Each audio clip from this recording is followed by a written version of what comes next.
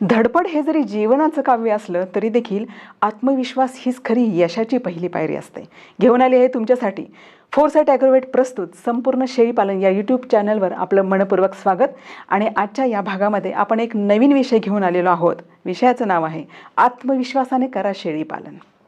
आणि या विषयावर मार्गदर्शन करण्यासाठी आपल्याकडे आलेले आहेत पुण्यश्लोक अहिल्यादेवी महाराष्ट्र मेंढी व शेळी विकास महामंडळाचे सहाय्यक संचालक डॉक्टर सचिन टेकाडे सर. नमस्कार सर. नमस्कार. आजच्या भागामध्ये आपलं मनपूर्वक स्वागत. सर, आज आत्मविश्वासाने करा शेळीपालन या विषयावर आपण चर्चा करणार आहोत. तर माझा तुम्हाला असा प्रश्न आहे, शेळीपालन या व्यवसायाचे नेमके फायदे कोणते आहेत? शेळीपालन आपण नेहमी म्हणतो की शेळी ही गरिबाची गाय आहे, परंतु ती परिस्थिती आता बदलली.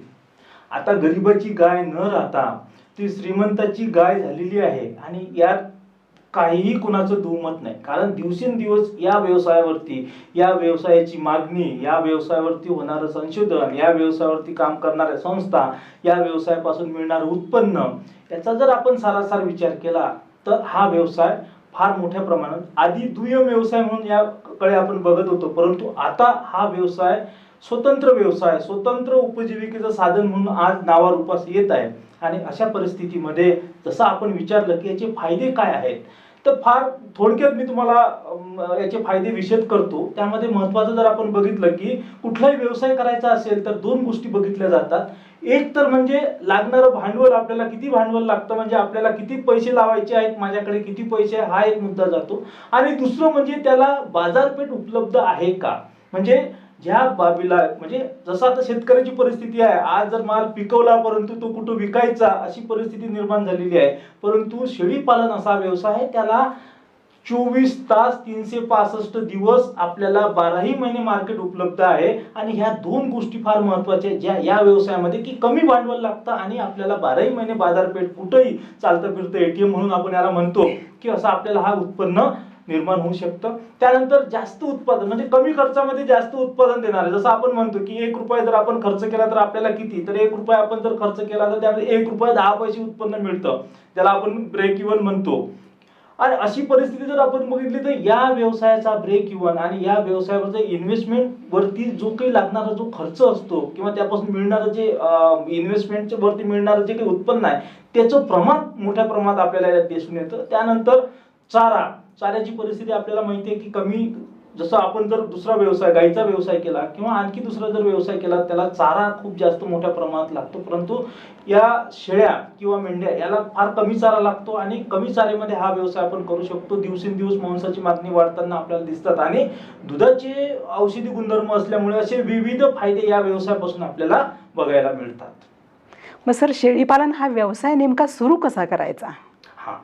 अतिउत्तम प्रश्न विचारलाय आपण. यामध्ये शेळीपालन व्यवसाय सुरू कसा करायचा, जेव्हा आपण कुठलाही व्यवसाय सुरू करतो एक गोष्ट आपण लक्षात ठेवली पाहिजे, त्यामध्ये त्या व्यवसायाचं ज्ञान आपल्याला असणं फार महत्वाचं आहे. म्हणजे तांत्रिक मार्गदर्शन किंवा तांत्रिक ज्ञान त्या व्यवसायाचं जोपर्यंत आपण आत्मसात करत नाही तोपर्यंत कुठलाही व्यवसाय हा यशस्वी होऊ शकत नाही.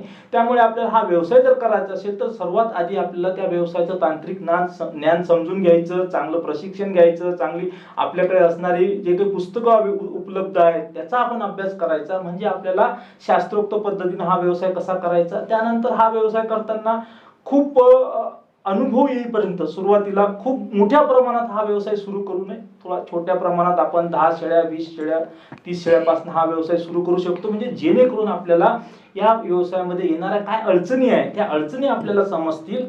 त्या अडचणीबद्दल आपण विचार करू आणि त्यापासून आपल्याला कशी मात करायची त्यामध्ये आपण पुढे जाऊ. त्यानंतर आपल्याला स्थानिक साधन सामुग्रीचा जो हे करायचं आहे, म्हणजे आपल्याकडे उपलब्ध जे आहे स्थानिक साधन सामुग्री जी उपलब्ध आहे त्याचा जर आपण उपयोग करून घेतला तर या व्यवसायाचं महत्त्वाचं जे भांडवल लागणार आहे आपल्याला ते भांडवल आपण करू शकतो.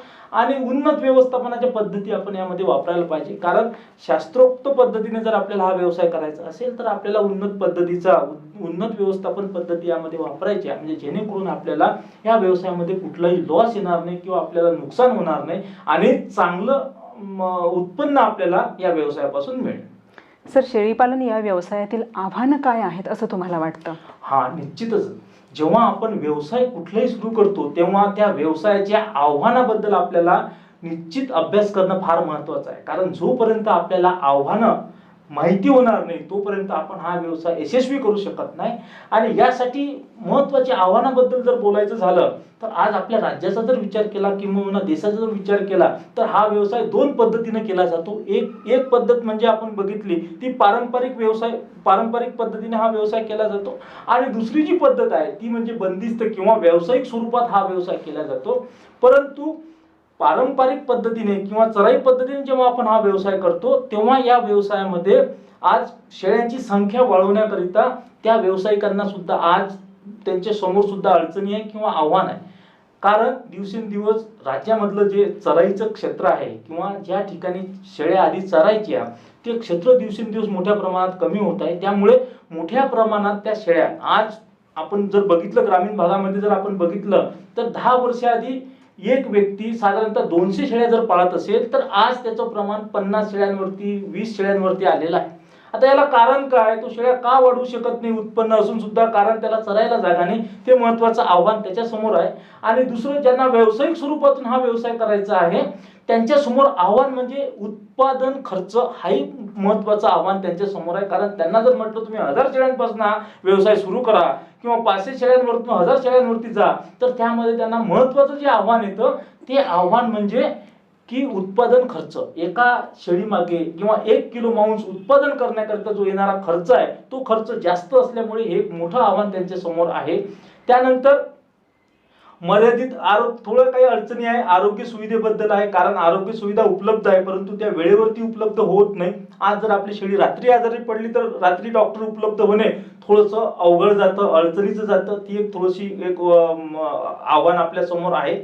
आणखी महत्त्वाचं मला एक आवर्जून सांगायचं आहे की या व्यवसायाचं एक फसवं स्वरूप सुद्धा आहे जे आभासी स्वरूपातून नवीन जे तरुण आहेत त्यांना अट्रॅक्ट करतात.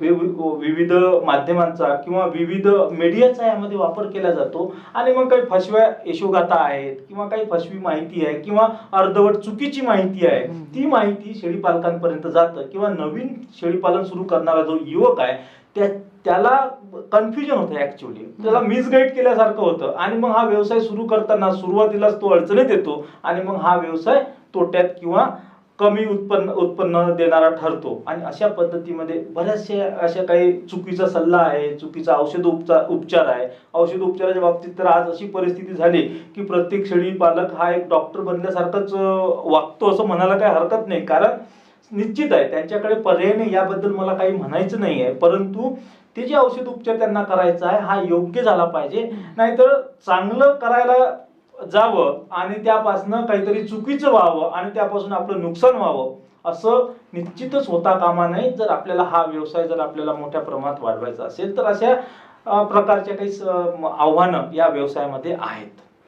मग सर या शेळी पालन या व्यवसायामध्ये कशा प्रकारच्या संधी उपलब्ध आहेत?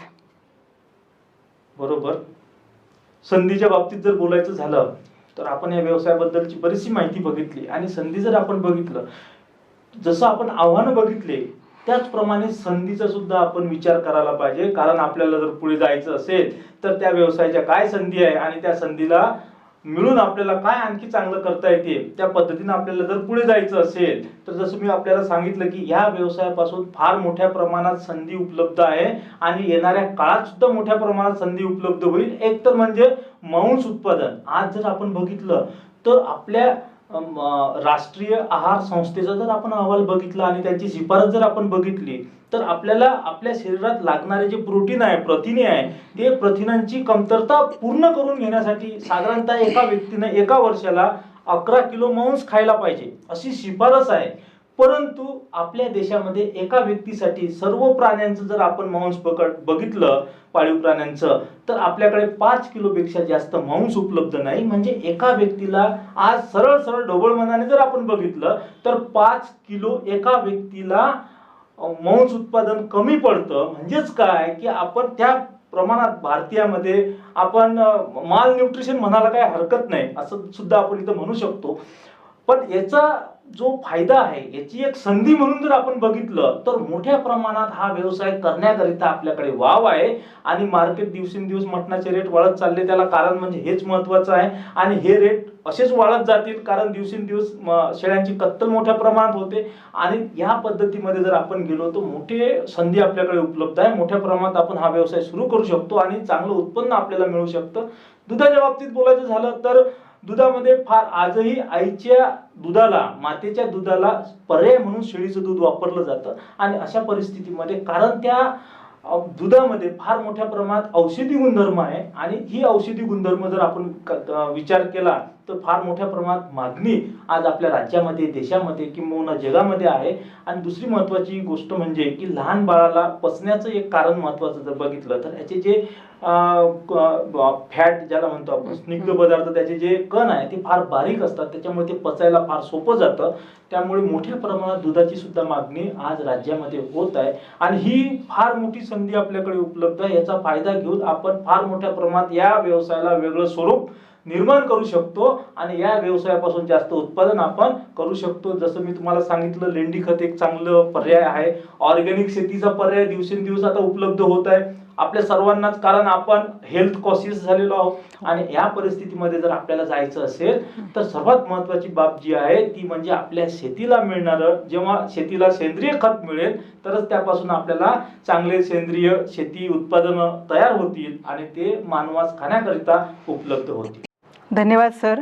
शेळीपालनाची अगदी बारीक सारीक माहिती असलेली यशस्वी शेळीपालनाचे गुरुकिल्ली हे पुस्तक तुम्ही मागवू शकता. स्क्रीनवर दिलेला नंबर आत्ताच तुमच्या मोबाईलमध्ये सेव्ह करून ठेवा आणि या नंबरवर तुम्ही फोन करून हे पुस्तक मागवू शकता. आणि आमचा संपूर्ण शेळीपालन या यूट्यूब चॅनलला लाईक करा, शेअर करा आणि सबस्क्राईब करा. शेजारी दिलेला बेल आयकॉन देखील प्रेस करा जेणेकरून आमचे सगळे व्हिडिओज तुम्हाला येत राहतील.